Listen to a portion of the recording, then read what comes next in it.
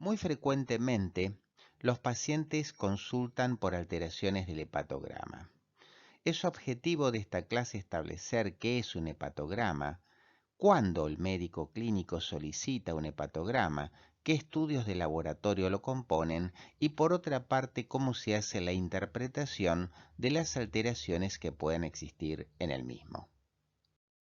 El hepatograma es un estudio de laboratorio que se solicita habitualmente para diagnóstico y seguimiento de hepatopatías agudas y crónicas. Por ejemplo, el diagnóstico y el seguimiento de un paciente con una hepatitis aguda de etiología viral, en casos de pacientes con alcoholismo crónico, pacientes con patologías relacionadas con el virus B, el virus C o incluso con hepatitis autoinmunes.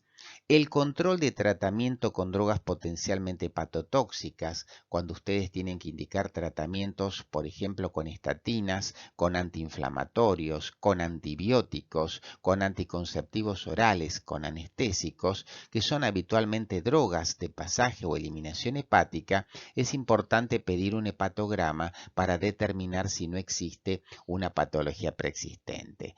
Para el control de pacientes trasplantados hepáticos, para la patología biliar en caso de una sospecha de una colecistitis aguda, una obstrucción de la vía biliar o un cáncer de la cabeza del páncreas, y finalmente en el seguimiento de anemias hemolíticas, ya que vamos a ver enseguida que algunas determinaciones de laboratorio se alteran en el caso de una hemólisis.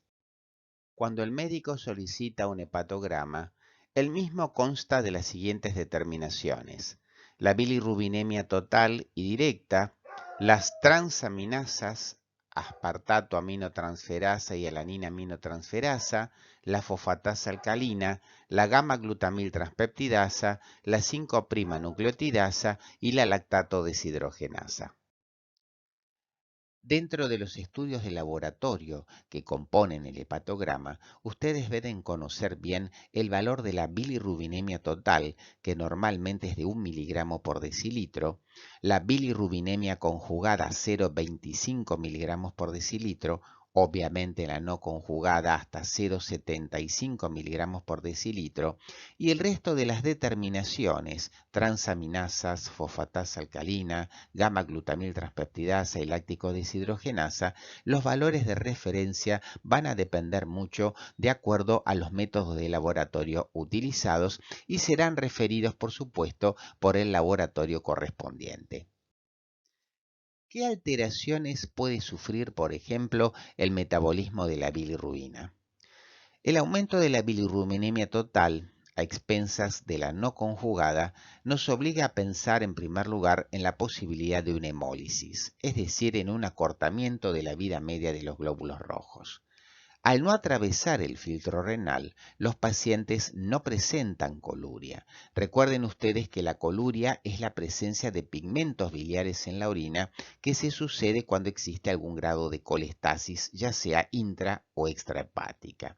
Lo que sí vamos a tener en las hemólisis es un aumento de la excreción de urobilina en orina y heces. La orina va a tener un característico color té con limón y las materias fecales van a estar hiperpigmentadas, que es lo que se conoce con el nombre de hipercromía o hipercolia.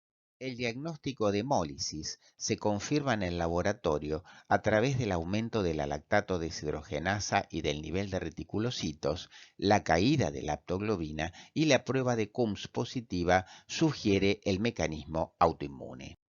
Por su parte, la elevación plasmática de la bilirrubina total a predominio de la conjugada sugiere una lesión hepática o de la vía biliar.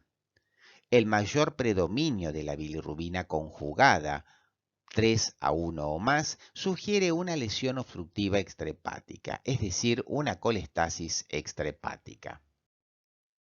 ¿Es la hiperbilirrubinemia total un indicador sensible del grado de disfunción hepática? La respuesta concreta es no. La concentración de bilirrubina puede ser normal, a pesar de tener el paciente una disfunción hepática moderada a severa o una obstrucción parcial o transitoria de la vía biliar común, debido a la elevada capacidad de reserva funcional que tiene el hígado para remover la bilirrubina. Ahora bien, ¿tiene importancia diagnóstica o pronóstica el valor de la bilirrubinemia total? Sí, pero mientras se tenga en cuenta el contexto clínico del paciente. Por ejemplo, en las hepatitis alcohólicas y en la cirrosis biliar primaria de origen autoinmune, el valor de la bilirrubinemia total mayor de 5 miligramos por decilitro se ha comprobado que es un signo de mal pronóstico. En las hepatitis virales, a mayor bilirrubinemia, mayor será el daño celular y el curso será mucho más prolongado.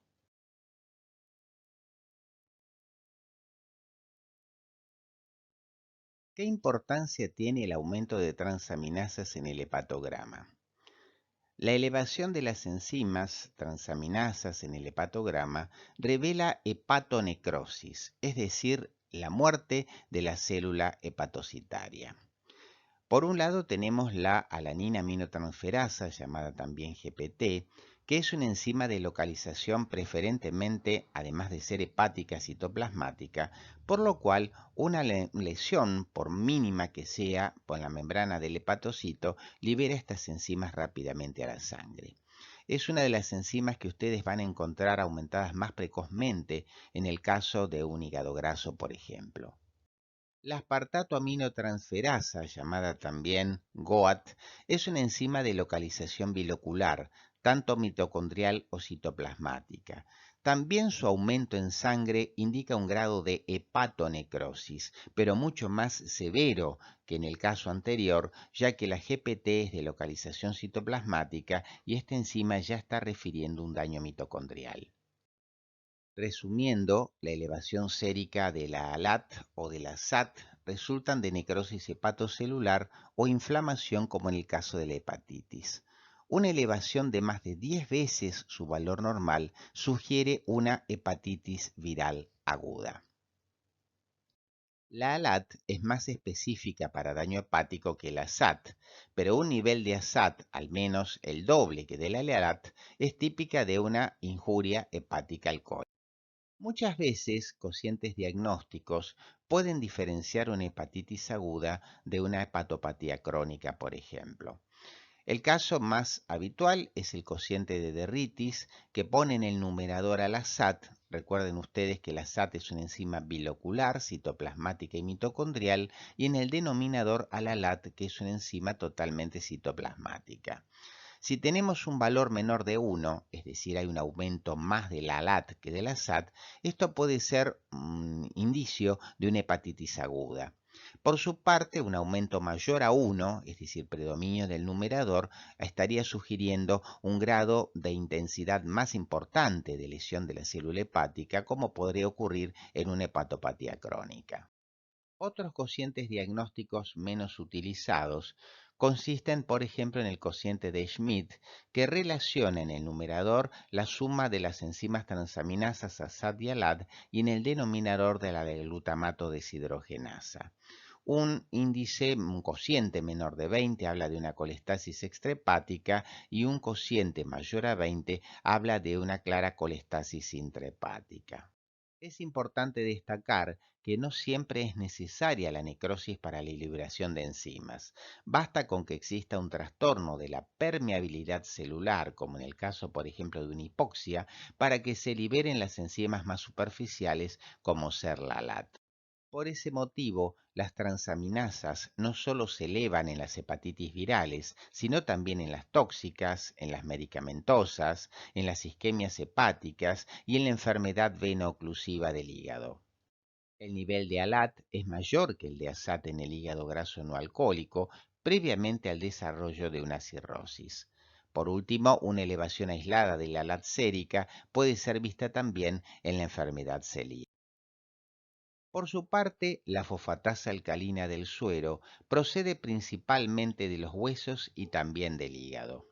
Aumenta normalmente en periodos de crecimiento y reparación ósea. Durante el embarazo, por ejemplo, la fosfatasemia puede aumentar hasta 3 veces su valor normal al finalizar el primer trimestre. El aumento de fosfatasa alcalina detectado en el hepatograma es el típico ejemplo de enzima indicadora de colestasis. Su aumento se debe en parte a la retención y en parte a un aumento de la biosíntesis.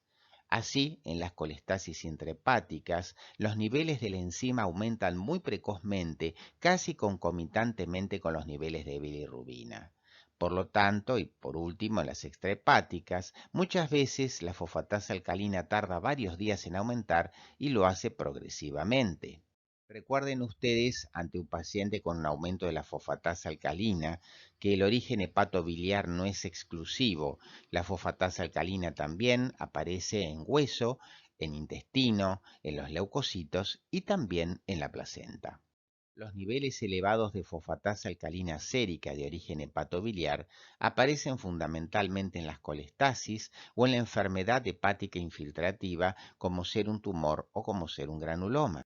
El aumento de la fosfatasa alcalina de origen óseo ocurre fundamentalmente en el hiperparatiroidismo primario, en la enfermedad de Paget u osteitis deformante, en casos de neoplasias óseas, en el cáncer de próstata con metástasis óseas y en formas graves de raquitismo. Por su parte, la elevación de la fosfatasa alcalina hepática más que ósea, intestinal o placentaria es confirmada también por la elevación concomitante de la gamma-glutamiltranspeptidasa o de la 5'-nucleotidasa. La gamma-glutamiltranspeptidasa es una enzima de membrana que se encuentra en el árbol hepatobiliar y que permite la entrada de aminoácidos a la célula. Su aumento en suero debe ser interpretado como un caso de colestasis o bien también esta enzima es inducida por el alcohol.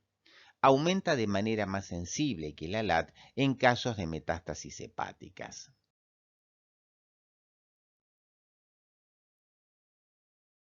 Finalmente, para dar por curada una hepatitis viral, debe esperarse una normalización de la gamma-glutamiltranspeptidasa, ya que es la última enzima en hacerlo.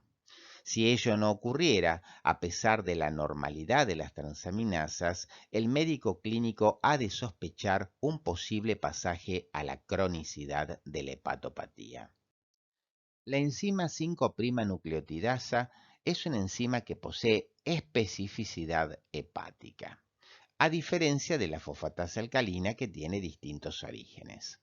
El aumento de 5'-nucleotidasa ocurre fundamentalmente en casos de colestasis y es mucho más precoz y más alta que la fosfatasa alcalina. Por otro lado, resulta de utilidad para diferenciar la hiperfosfatasemia alcalina de origen hepático de todas aquellas de origen óseo que habitualmente cursan con 5'-nucleotidasa normal. Finalmente, la lactato deshidrogenasa pasa a la sangre en exceso en toda destrucción hística, ya sea de causa traumática, infecciosa, neoplásica o incluso en caso de hemólisis. Por eso es un signo de organicidad del proceso y aumenta, como habíamos dicho recién, en el infarto agudo de miocardio, en el cáncer diseminado, en las hepatitis agudas y, por supuesto, ante el acortamiento de la vida media de los glóbulos rojos.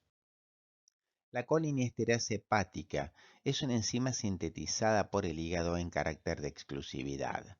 Se utiliza como medida de la reserva hepática y su valor normal es de 1800 a 3600 miliunidades internacionales por mililitro. Si su valor es menor a 1200, se sospecha una insuficiencia hepática y por este dato de que nos permite averiguar la reserva funcional, se solicita habitualmente antes de una cirugía para detectar si el paciente tiene un grado de disfunción hepática previa, teniendo en cuenta que en la cirugía se van a utilizar anestésicos potencialmente hepatotóxicos. Esperemos que esta clase les haya sido de utilidad y desde ya muchísimas gracias.